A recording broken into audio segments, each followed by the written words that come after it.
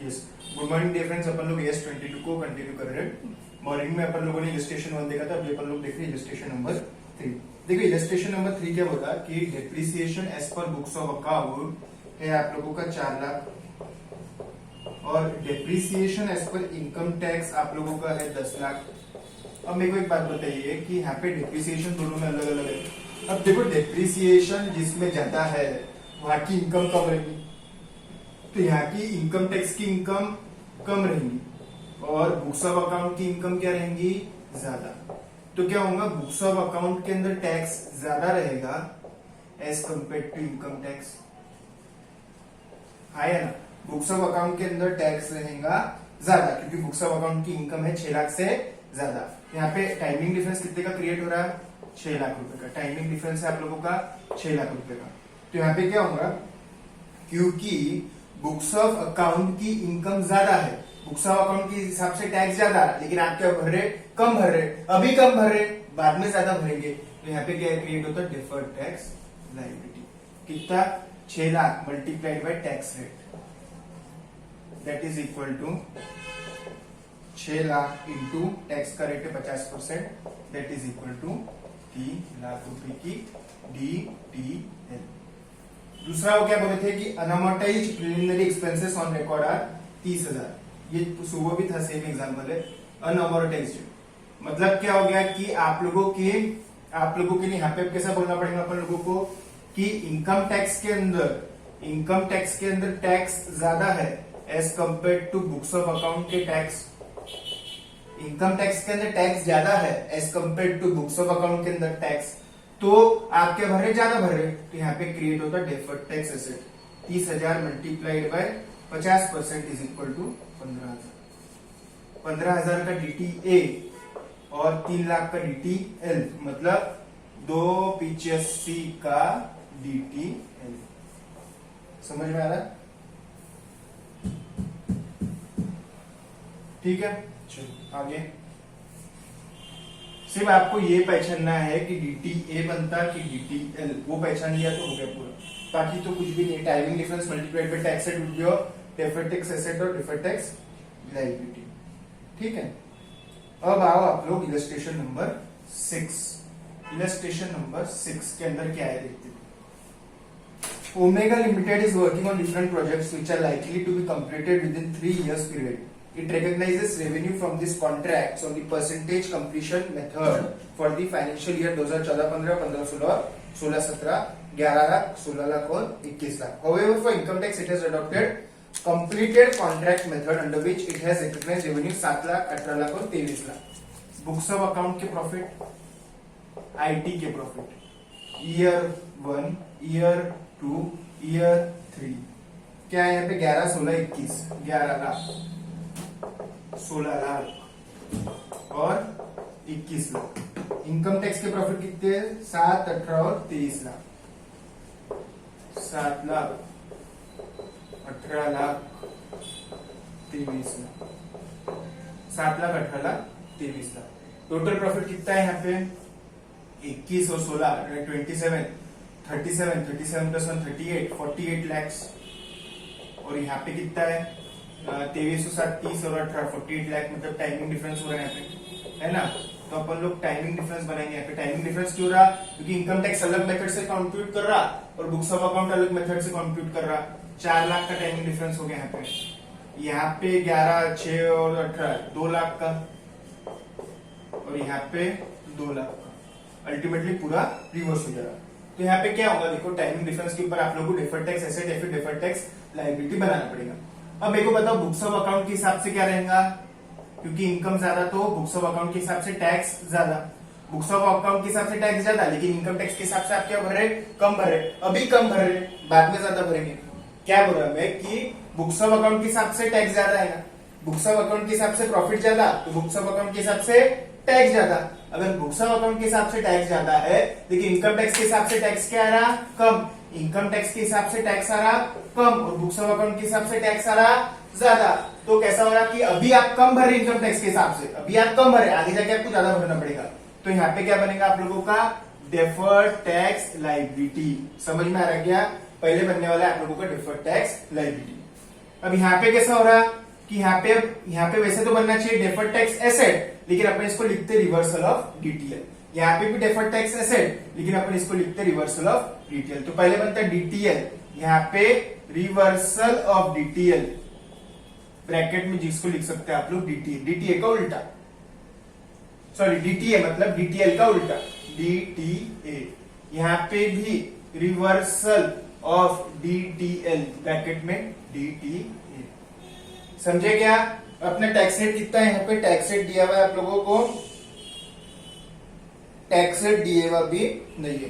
Compute amount of deferred tax asset liability for 2014-15, 15-16 और 16-17। तो पहले इसमें डेफर्ड टैक्स लायबिलिटी कितना आएगा? आपको टैक्स रेट दिया हुआ है कि देखो तुम 35% टैक्स रेट दिए हुआ है।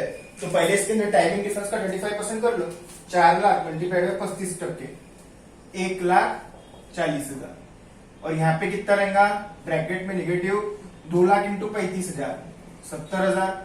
और यहाँ पे भी 70,000। देखो बराबर 1,40 रिवर्स हो गया अगले 2 साल। 1,40 पहले डीटीएल क्रिएट हुआ और आगे के 2 साल में डीटीएल का रिवर्सल हुआ, वो डीटीएल का रिवर्सल हुआ।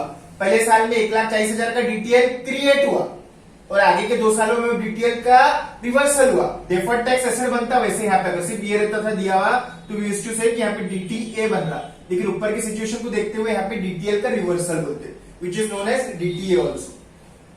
तो बात इसी हो रही कि पहले 1,40 का डीटीएल क्रिएट हो रहा और आगे के 2 सालों में वो 1,40 का डीटीएल 70-70 करके रिवर्स हो रहा। तो आप क्या लिखेंगे? यहाँ पे बनता डीटीएल, डीटीएल का रिवर्सल, डीटीएल का रिवर्सल, 1,40 का डीटीएल, 70 का डीटीए और 70 का डीटीए।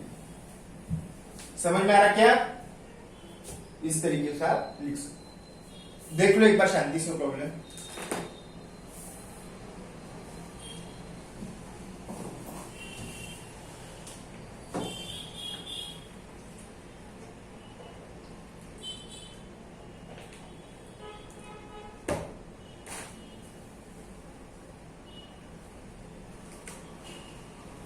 ठीक है, आगे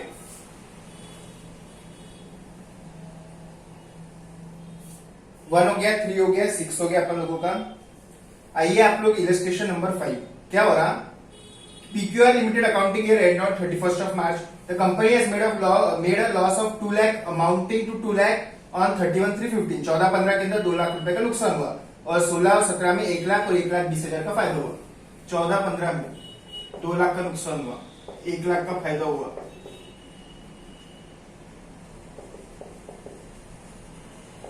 year 1, year 2, year 3। Income tax में कैसा होता है? लॉसेस कैरी फॉरवर्ड होते हैं। आप लोगों को हुआ भी होगा कि जैसे ये साल मेरा नुकसान हुआ तो ये साल क्या होता है? ये जो नुकसान है मेरा ये अगले साल के अगेंस्ट कैरी फॉरवर्ड होता। तो मेरे को यहाँ पे ये साल तो कोई टैक्स भरना ही नहीं है इनकम टैक्स के हिसाब से बोला मैं। हाँ, अगले साल भी मुझे कोई टैक्स नहीं भरना है। क्यों? क्योंकि अगले साल तो प्रॉफिट हुआ था लेकिन उसके पिछले साल का लॉस एडजस्ट हो गया, अल्टीमेट क्या हुआ? नील। उसके अगले साल भी 1 लाख का और लॉस एडजस्ट होगा तो अल्टीमेट 20,000। तो सिर्फ मुझे यहाँ पे 20,000 के ऊपर टैक्स भरना पड़ेगा, वो भी यहाँ पे नहीं, यहाँ पे नहीं, यहाँ पे। इसको बोलते हैं कैरी फॉरवर्ड ऑफ लॉसेस। कितने साल बोले बिजनेस लॉस कैरी फॉरवर्ड होते? 8 ईयर्स तक के। ये दिया है क्या बोले सर? हाँ ठीक है। तो it is assumed that the losses of the year can be carried forward for 8 subsequent years and tax rate is 40%.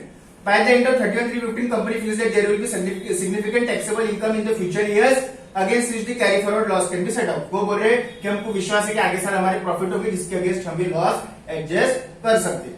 There is no difference between taxable income and accounting income. इसके अलावा कोई timing difference नहीं है, except that the carry forward loss is allowed in year 16 and 17 for tax purpose. अब ये carry forward losses income tax में allowed है, जबकि बुक्स ऑफ अकाउंट में तो कुछ भी होता नहीं है, कैरी फॉरवर्ड कुछ भी नहीं होता। तो बुक्स ऑफ अकाउंट के अंदर यहाँ पे 1 लाख का फायदा दिखेगा, यहाँ पे 1,20,000 का नुकसान दिखेगा, सॉरी 1,20,000 का फायदा दिखेगा और यहाँ पे 2 लाख रुपए का नुकसान दिखेगा। तो बुक्स ऑफ अकाउंट में कैसा होगा?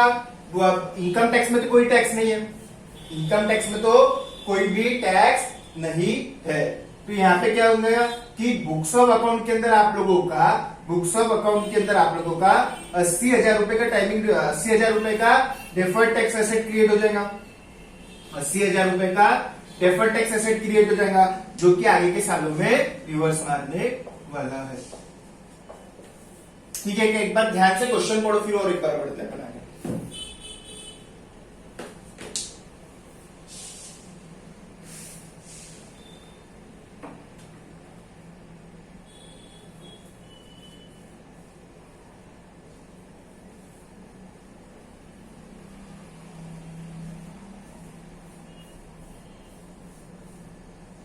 क्या हो रहा है देखो, इनकम टैक्स में कोई टैक्स नहीं ईयर 1 में, ईयर 2 में, ईयर 3 में 20,000 का ही 20,000 के ऊपर ही इनकम के ऊपर टैक्स लगेगा। तो कैसा होता है, इनकम टैक्स में कैरी फॉरवर्ड का सिस्टम है। बुक्स ऑफ अकाउंट में है कि एक साल के लॉसेस से अगले साल के प्रॉफिट के अगेंस्ट एडजस्ट होते हैं, नहीं, बुक्स ऑफ अकाउंट में ऐसा कुछ भी नहीं है। अगर आप यहाँ पे देखेंगे तो इनकम टैक्स में अपनी इनकम क्या है, इनकम टैक्स में अपनी इनकम यहाँ पे हो रही नील, यहाँ पे नेट इनकम हो रहा आफ्टर एवरीथिंग नील।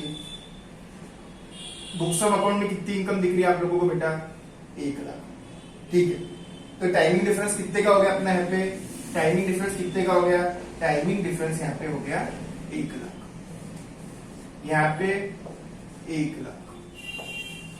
ये देखो टाइमिंग डिफरेंस लिखा मैंने, हाँ, timing difference is the difference between the accounting income and the income as per the tax records. ठीक है, हाँ। अब यहाँ पे इनकम कितनी दिख रही है, ये तो देखो नील है, 1 लाख का फायदा, 1 लाख का टाइमिंग डिफरेंस, 20,000 है, 1,20 का फायदा, 1 लाख का टाइमिंग डिफरेंस, 1 लाख का टाइमिंग डिफरेंस, 1 लाख का टाइमिंग डिफरेंस, 2 टाइमिंग डिफरेंस हो गए। वो भी कैसा टाइमिंग डिफरेंस है, देखो यहाँ पे बुक्स में प्रॉफिट है, बुक्स में प्रॉफिट है, इनकम टैक्स में प्रॉफिट नहीं, बुक्स में प्रॉफिट ज्यादा है as compare to income tax के अंदर। मतलब किसके तरफ दर्शा रहा है आप लोगों को, डीटीए के तरफ दर्शा रहा, क्योंकि क्या हो रहा, बुक्स ऑफ अकाउंट में, सॉरी ये डीटीएल की तरफ दर्शा रहा। कैसे, क्योंकि देखो बुक्स ऑफ अकाउंट का profit as per books of account, profit as per books of account is greater than profit as per income tax. आपने कम भरा, आपको भरना चाहिए था ज्यादा, डीटीएल की तरफ संभावना दे रही है, डीटीएल की तरफ पॉइंट आउट कर रहा है, क्योंकि profit as per books of account is greater as compare to the profit as per income tax. Books of account का प्रॉफिट है 1 लाख, इनकम टैक्स का प्रॉफिट है 0 है, इनकम टैक्स का प्रॉफिट कितना है नील, बुक्स ऑफ अकाउंट का profit कितना है 1 लाख, 1 लाख का क्या हो गया टाइमिंग डिफरेंस। ये दर्शा किसके तरफ रहा, डीटीएल की तरफ, डीटीएल की तरफ लेके आगे अपन बढ़ते। अभी ईयर 1 बाकी, ईयर 1 में क्या है, ईयर 1 में क्या दिखता है आप लोगों को, ईयर 1 में कुछ यहाँ पे तो है ही नहीं, यहाँ पे तो कुछ है ही नहीं, यहाँ पे 2 लाख रुपए का नुकसान है, 2 लाख रुपए का नुकसान है। तो क्या करने का, 2 लाख रुपए का आपका टाइमिंग डिफरेंस क्रिएट हो गया, 2 लाख रुपए का आपका टाइमिंग डिफरेंस क्रिएट हो गया है।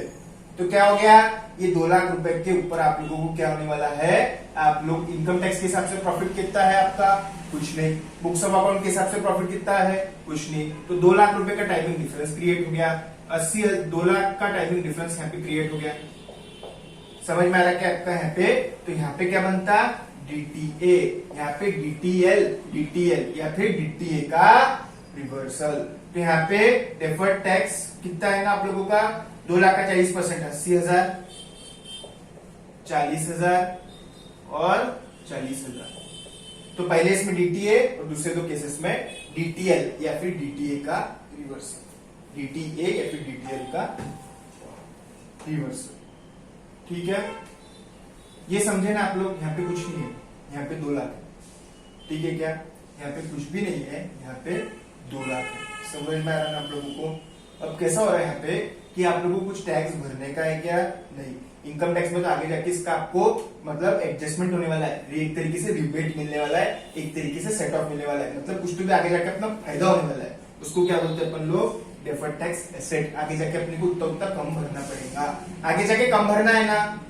डेफर्ड टैक्स एसेट का मेन पॉइंट ऑफ व्यू क्या रहता, आगे जाके कुछ कम भरना है। समझ में आ रहा है ना, आगे जाके कुछ कम भरना है, उसको क्या बोलते हैं अपन लोग, डेफर्ड टैक्स एसेट। आगे जाके कुछ कम भरना है, उसको क्या बोलते हैं अपन लोग, डेफर्ड टैक्स एसेट। और आगे के 2 सालों में डेफर्ड टैक्स एसेट का रिवर्सल। ठीक है, चलो आगे के देखते हैं अपन लोग नेक्स्ट क्वेश्चन।